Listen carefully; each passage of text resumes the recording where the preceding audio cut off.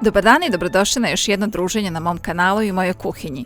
Danas sam spremala jedan veoma dekorativan i preukusan rolat ili popularniji naziv panj tortu.